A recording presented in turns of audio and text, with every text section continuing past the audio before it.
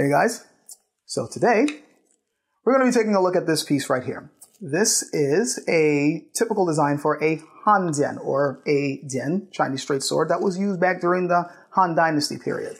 This is typically what a soldier would be using on the battlefield, you know, usually in conjunction with... What is this? This is a sword. No, that. What do you call that? That's a handguard. That's not a guard.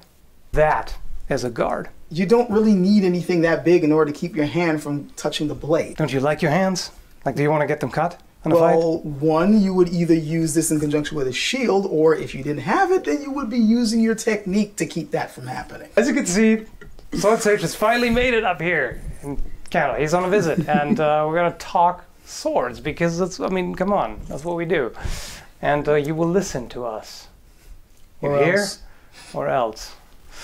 Okay, so that was for comedic intro purposes. I'm not going to actually talk shit about the small guard. I mean, I'm not a fan of it, let's put it that way. But I see that with a different usage, different techniques. You don't need this big ass guard necessarily. I'm going to keep it, but he can keep his tiny little, his micro guard. To be fair, this particular piece was used in conjunction with a shield historically. Like I was saying in the beginning, this is a typical design for a straight sword, a Jian, used during the Han Dynasty. And, you know, when you're using it in conjunction with a shield, you don't necessarily need a handguard that big. Granted, the Chinese did move over to bigger guards, though not as big as what you typically see in Western designs. And part of the reason is tradition, and another reason is, again, certain techniques that we used were to keep their hand out the way of being struck, because there were a lot of techniques designed to attack the hand, so of course there would be techniques to get the hand out the way. Could be used as a bastard sword, kind of, because you know, it's clearly designed with single-handed use in mind primarily, but you can with two hands. It seems a little pointless because this is so light, like technically, but at the same time, using a sword with two hands is not just about, oh, it's so heavy, I need the other hand. It's also, you get more control. You can do more with it. So there's that. And it's just crazy how light this is. Like, it's very interesting. Like, very thin blade, tapers. One thing that I would like to particularly cover is quite often people compare these to rapiers. Before we go on, a few words about the terminology. What is a rapier? The terms generally apply to single-handed thrusting swords with a complex hilt and a long, narrow blade that was common as a civilian weapon in Western Europe during the 16th and 17th centuries. It's not that simple, though. For example, the 16th century German fencing master Joachim Meyer calls the one-handed sword in his manuscript a rapier. It has a substantially shorter blade than a 17th century Italian rapier, for example, and it only has a crossguard with one ring and a knuckle guard. Rings for additional protection started to appear on arming swords in the 15th century, early finger guards even in the 14th. Also, the word rapier originates in the late 15th century, so it's hard to draw the line. Some rapiers have shorter, broader blades and simpler guards than others. Toward the 17th century, you see more long, slender blades and complex guards, but not exclusively. Then there is the term side sword, which is fairly recent and not historical. It's also called cut and thrust sword. In the 15th and 16th centuries, people would generally just call it a sword. Some Italian sources use the term spada da lato, which literally means side sword, but apparently refers simply to any sword you might wear. In practical terms, a side sword is typically better in the cut, while a rapier is better in the thrust. The rapier was an exclusively civilian sword, while a side sword could be found on the battlefield as well. Confusingly, the Victorians called them military rapiers. There's a lot of uncertain grey area. Swords that you could classify either as a rapier or a side sword. So when someone compares the Chinese Jian to a rapier, they may or may not have a point depending on what they mean by that. For clarity, when I talk about the rapier, I mean the later, more thrusting-oriented style. You hold them side by side and you're like, I mean, no. Especially when you handle them. This is actually way lighter. This feels like nothing. I was actually very surprised when I picked this up. Like, is this a sword? What? Like, this is obscenely light, almost. compared to a lot of other things I've held. And we've talked about the issue of swords are not supposed to be heavy and everything. We know all that. But even so, this is just very light. And I mean, yeah, sure, if you wanted to apply rapier techniques, constrain thrust, you can do that. There are, of course, point control thrusts that you would, expect to see. But basically speaking, they also do thrusts where you drop the point, where it comes down like that. So even though you thrust that way and the leg, of course, propels, and you could also go off center, there were a lot of cuts where, a lot of thrusts where you would cut or draw off first and then come in. And that's the sort of thing that you would be using with a sword that was made for cuts as well as for thrusts. You're going to be more doing the rotation from this part of the blade rather than closer to the wrist because there's more mass in the blade. So you're going to have to displace the blade this way, come in, this way, come in. It's not the same as that what you would normally do with a rapier. Let's actually show that side by side because I find this really interesting, that the difference in how the disengage works. So with a rapier, you dip under like this. So it's just the point that moves. The hand actually stays mostly in place. And this is the same kind of action technically as that. But here, I'm actually it rotates differently. My axis of rotation is here, not here. So it's going to be more like that. And instead of relying purely on my hand to get the point here to here, rather I'm using my waist to bring that actual torque that I need in order to do it. And of course, you're going to be doing it a lot more subtly in real life, but it's still powered with the core. And the reason for that, you might be thinking, well, it's simple. One, there's more mass in this blade than on that one. And two, it's going up against other weapons that have more mass to them. So if you're either trying to displace their weapon or better yet trying to quickly get out the way of their weapon with a blade that has a bit more meat on its bones, you're going to need a few more muscles. And you got way more in here than in here. A much more appropriate comparison really would be a side sword. And side swords come in a number of different varieties. You have anything from a very wide blade at the base, tapering, like this Munich Town Guard here. And then you have blades that look really a lot more like that. They're just basically parallel edges, not a whole lot of taper, fairly narrow blades. I don't have a steel one right now. However, this is actually fairly close. This is not unlike a side sword blade. And you notice when picking this up that you can apply Jian techniques to this, right? Definitely. Like, even though this is a little heavier than the one I just picked up, it's not that much heavier. And in fact, is a little bit closer in weight to a lot of modern reproduction Jian that are based on Ming and Qing dynasty designs. And the balance point is still here. This is pretty much exactly where a Jian is balanced, right pretty much at this spot there. So I can still get my snaps off. I can still control it with my waist. I can still rotate at that balance point where I want it to be at. This behaves a lot more like the swords I'm used to than a rapier does, because the balance point with a rapier is a lot closer to the handle. When I'm holding this, I can feel right away that I can force the rotation there, but it feels really weird. It feels off. I don't really feel like it naturally wants to pivot there. Pretty much right at the handguard. So that's where it wants to rotate at. And that really throws my technique off. It's not gonna feel right when I wanna try to ward their blade out the way with the techniques that I'm used to. It's gonna feel too insubstantive, and if they have a stronger motion or a stronger movement, they'll easily knock my blade out the way. Plus, of course, you have very different types of rapier. There's a lot of overlap. And to be fair, a lot of the classification that we apply is artificial, that they didn't even use at the time. They might have called it just a sword or what have you. So it's really interesting to see also the differences between, like this, for example, is a very different kind of hilt. Here you have a bit more of a substantial guard. The way you're supposed to hold it in is the grip is supposed to be quote unquote lively. It's supposed to be alive. So you're not going to have just a static hammer grip all the time.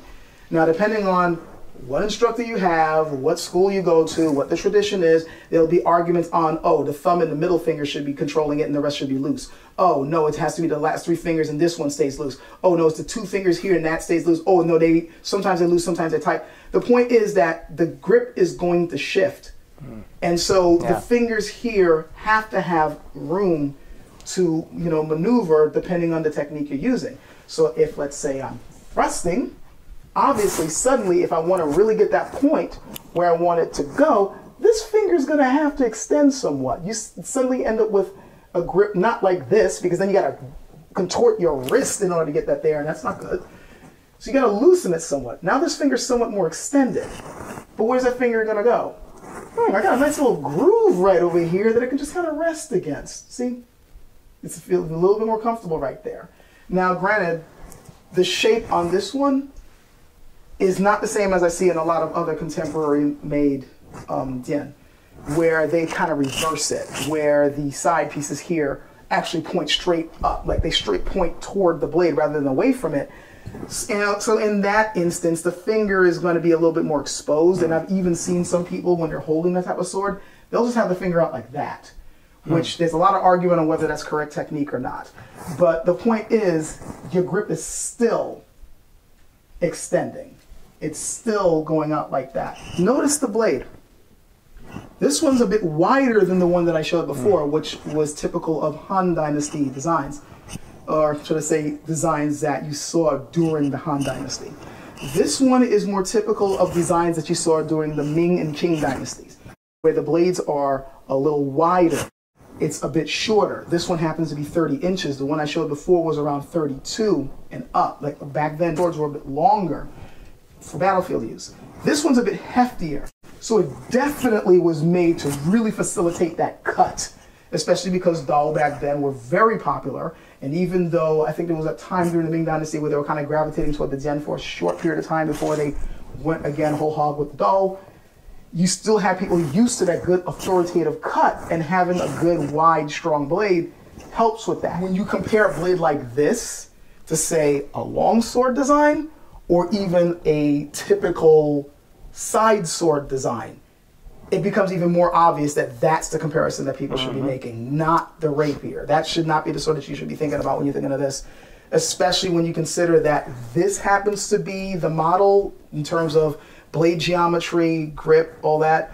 That's the one that you mostly see these days. You would not look at this and say, oh, that's for thrusting only. However, I can see where that's coming from maybe when looking at something like this. Like this. Okay, that's a very narrow blade. You can still cut with it. But this one's like, I wouldn't expect tremendous cutting ability from that one. Or at least, depends on the target. I think it's light targets, it probably does pretty well. Yeah. But bone... For one thing, this is a practice sword. Anybody who's seen this model knows this is the Adam Sudian, and it was made strictly for practice. But even so, there have been some examples of blades that have gotten this narrow. Where you are like, okay, that definitely looks like a rapier blade to me, but these are not common. If you take a look at a lot of surviving Ming and Qing Jian, which are hard to find, but they do exist, this is not the blade profile you're going to be seeing. You're going to be seeing it closer to the one that I showed before. You'll see thinner ones during the Han Dynasty, during the Chu Kingdom era, but even then, they're still not as narrow as this. Like, I've rarely seen, I've seen a couple here and there, but this is pretty rare. Like, just straight for poking, and even then, there's still enough mass so that you can still get a good authoritative cut. And it's kind of funny to me that, in fact, when they designed this practice sword, they specifically designed it to teach the student to align their edge properly for a proper cut. Because if you don't get that nice whooshing sound. That's the reason why they made the blade geometry the way it is. If this sword was purely just for thrusting, and if the traditional techniques for these were just for thrusting, then why did they design this to teach the student how to make an authoritative cut? And then there's this, which is like, okay. I knew that one was gonna come up. This is interesting, definitely. So, particularly the handling. So this is longsword length, essentially. It's just pretty narrow, and then it's got this really long handle. And the interesting thing is I've handled a number of swords with a very long grip that doesn't necessarily benefit from it, where I feel like, okay, if I hold it here, it doesn't feel quite right in the cotton, and I hold it here and it's like, well, yeah, okay, there we go. If I try that here, that feels all kinds of wrong. This really wants to be held like this. Like you can probably hear that. This makes quite a nice sound. When I first picked this up, I was like, what is this? Because it doesn't feel like a longsword. It doesn't feel like, especially it doesn't feel like a sword of this length. You know, if this was a European sword, it would generally be wider. It would be, you know, it would have a large guard and everything. This feels almost like an all-metal spear, kind of. You know what? That's probably a decent way to think about it. Like, you know, like a short spear, like an éclat. Like almost, not really, but it kind of reminds me a little bit of it. It's very different. The reason why I'm thinking that's a good way to look at it is, again, this one, by the way, is based on old Jewel Kingdom / Han Dynasty designs. They did, I know this is going to be a shock to some people, they did have swords this long back then before other cultures did, and they were working with steel and making it this long. And notice again how narrow the blade is. It's, I mean, it's a bit, you know, wider than my thumb, but it's not rapier narrow or rapier thin. There's still enough mass in there. It does go through targets quite well. However, the way that this particular weapon is used, for one thing, again, as you noted, the leverage, you really need to hold it here and here to get good control because of the way it's balanced. Like if you're holding it here, it just doesn't work right. You put it here, now you got it, but now it's almost feeling like a pole arm. And some of the techniques that I've seen in use with this sort of remind me of a spear, especially some of the counter techniques. Like I've seen things where a thrust would be coming in and you just step off their center line and guide the blade in and then just thrust.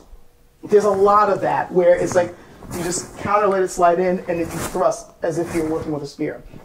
And this actually works pretty well against other pole arms. In fact, that's kind of what this was designed for. This was a heavy infantry weapon. I mean, you could use it against other swords, and I'm sure many guys did. These heavy infantry weapons were made to, you know, use as a counter against other longer weapons, and many of the maneuvers I've seen, particularly the thrust maneuvers, almost look like spear against spear. So yeah, we'll leave it at that for right now for the banter. We could obviously be spending hours just chatting about swords, but we have some other things we want to do as well. So I hope you enjoyed this.